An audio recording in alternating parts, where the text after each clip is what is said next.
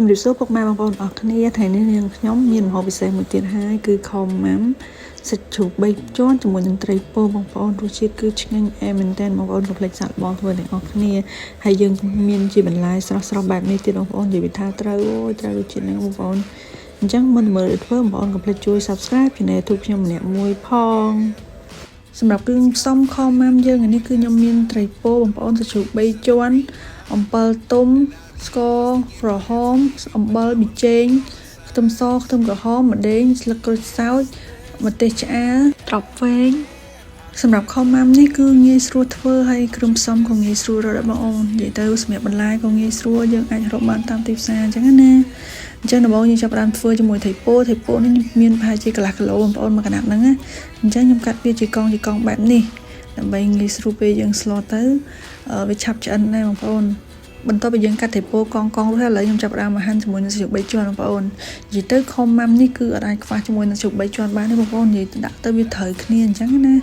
អញ្ចឹងសម្រាប់សាច់ជ្រូក3ជាន់គឺខ្ញុំហាន់ជាចំណិតបែបនេះបងប្អូនល្មមស្រួលញ៉ាំយើងផ្ទាប់ជាមួយលក់ក៏យើងស្រួលញ៉ាំដែរបងប្អូនកុំហាន់វាធំពេកវាឆាប់ឆ្អិនដែរអញ្ចឹងណាបើយើងហាន់ធំពេកវារៀងរឹងបើយើងហាន់ជាចំណិតតាំងបែបនេះយើងញ៉ាំជាមួយនឹងត្រីផ្ទាប់ជាមួយនឹងបន្លែគឺវាត្រូវគ្នាបងប្អូនអញ្ចឹងសាច់ជ្រូក3ជាន់បងប្អូនគួរតែហាន់បែបនេះវាឆ្ងាញ់បើអាចកូនច្រាំក៏បានដែរបងប្អូនតាមចំណង់ចិត្តណាបងប្អូនបន្ទាប់មកយើងហាន់ជាមួយស្លឹកគ្រៃថ្ងៃនេះគឺខ្ញុំអត់ប្រើស្លឹកគ្រៃដុំទេគឺខ្ញុំយកស្លឹកគ្រៃមកហាន់តែហ្មងអញ្ចឹងណាបងប្អូនដើម្បីឲ្យខម៉ាំហ្នឹងទឹកវារៀងមើលទៅខាប់វាអត់រាវនិយាយទៅសម្រាប់ខម៉ាំតែខ្ញុំគឺខ្ញុំអត់ប្រើទឹកស្លហ្នឹងឲ្យវារៀងរាវពេកបងប្អូនយើងចូលចិត្តរៀងខាប់អញ្ចឹងវាឆ្ងាញ់ណាហើយបន្ទាប់ពីយើងហាន់ស្លឹកគ្រៃគល់ស្លឹកគ្រៃហើយយើងហាន់ជាមួយស្លឹកក្រូចសើចម្ដេងបងប្អូនហាន់ឲ្យវាចំណិតទូចទៅស្រួលយើងយកទៅបុកវាឆាប់ម៉ត់ល្អអញ្ចឹងណាបើយើងហាន់ធំពេកក៏យើងបុករៀងយូរដែរប៉ុន្តែបើយើងហាន់ជាចំណិតស្ដើងទៅបែបនេះពេលដែលយើងបុកទៅវាម៉ត់ល្អហើយសម្លយើងក៏វាអត់កក្រៀតអញ្ចឹងណាបងប្អូនបន្ទាប់ពីយើងហាន់គល់ស្លឹកគ្រៃក្រូចសើយើងហាន់ជាមួយនឹងខ្ទឹមក្រហមខ្ទឹមសបងប្អូនតែបានថតឥឡូវខ្ញុំចាប់ផ្ដើមបុកជាមួយនឹងគ្រឿងសម្រាប់គ្រឿងបុកនេះបងប្អូនអាចបុកវាឲ្យម៉ត់ល្អមកហើយយើងលួចជាមួយនឹងអំបិលបន្តិចដោយសារខ្ញុំអត់ប្រើជាមួយនឹងល្មៀតដើម្បីយកពណ៌លឿងអញ្ចឹងណាបងប្អូន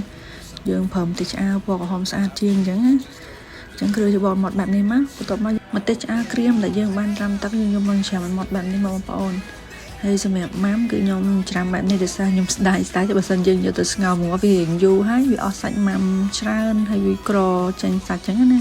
អញ្ចឹងច្រាំបែបនេះទៅវាចំណេញច្រើនបងប្អូន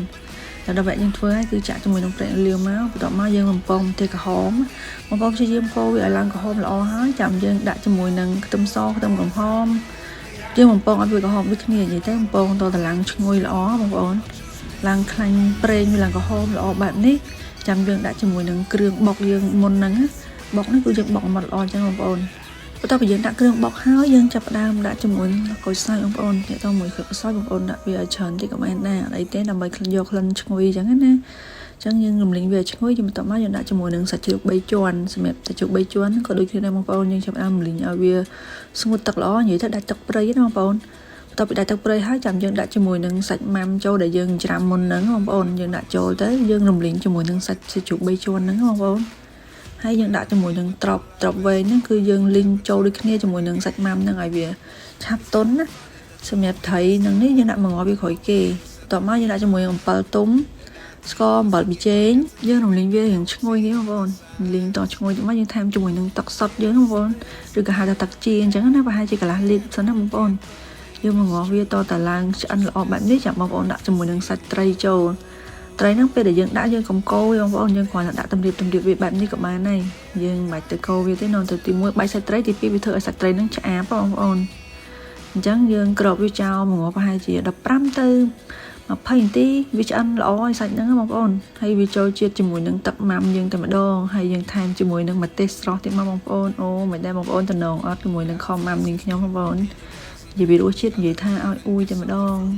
តែបងប្អូនណាដូចតែនាងខ្ញុំនិយាយទៅតាក់ទងជាមួយនឹងបន្លែគ្រឿងអន្លក់អត់ដែរចោលសោះនិយាយទៅម្ហូបខ្មែរយើងគឺសម្បូរបែបមែនតើតាក់ទងជាមួយនឹងគ្រឿងអន្លក់បងប្អូនអញ្ចឹងកុំភ្លេចធ្វើញ៉ាំទាំងអស់គ្នាដោយសារគ្រឿងអន្លក់វាជួយផ្ដល់នូវវីតាមីនឲ្យយើងច្រើនមានសាច់ត្រីមានបន្លែគ្រប់មុខនិយាយទៅមានតែម្ហូបខ្មែរយើងតែដែលពោពេញទៅដោយនិយាយទៅវីតាមីនតែម្ដងណាបងប្អូនប៉ុន្តែកុំញ៉ាំច្រើនពេកតាក់ទងជាមួយគ្រឿងផ្អាប់អញ្ចឹងណាយើងញ៉ាំមុំទៅហើយយើងញ៉ាំជាមួយនឹងបន្លែច្រើនតិចណា ចឹងវាជួយសម្រួលពោះវៀនដែរបងប្អូនចឹងបងប្អូនណាដែលគាត់ញ៉ាំបន្លែឆាតបានយើងស្រោះជាបន្លែហ្នឹងឲ្យឆ្អិនល្អទៅចឹងវាអត់មានប៉ះពាល់ដល់កាពះពោះវៀនយើងទេបងប្អូនមិនតាបងប្អូនអូយតំណងណាអញ្ចឹងជាមួយខ្ញុំផ្ទាប់ជាមួយនឹងលក់ឲ្យបងប្អូនមើលតើរសជាតិវាឆ្ងាញ់បែបណាតោះអញ្ចឹងទៅហូបទាំងអស់គ្នាបងប្អូនសម្រាប់បន្លែបងប្អូនអាចដាក់តាមចំណង់ចំណូលចិត្តនេះខាងខ្ញុំមានប៉ុណ្ណឹងបងប្អូនហើយខាងខ្ញុំនេះគឺចូលចិត្តតែបន្លែរបៀបស្រស់បន្លែស្រស់បានជាមួយនឹងម្ទេសខ្មាំងស្រស់បែបនេះទៀតបងប្អូននិយាយថាត្រូវគ្នាឆ្ងាញ់តែម្ដងបងប្អូនអញ្ចឹងកុំភ្លេចសាកល្បងធ្វើទាំងអស់គ្នាណាបងប្អូនទាំងអស់គ្នាអរគុណច្រើនសម្រាប់ការទស្សនាវីដេអូមួយនេះអរគុណច្រើនមែនទែន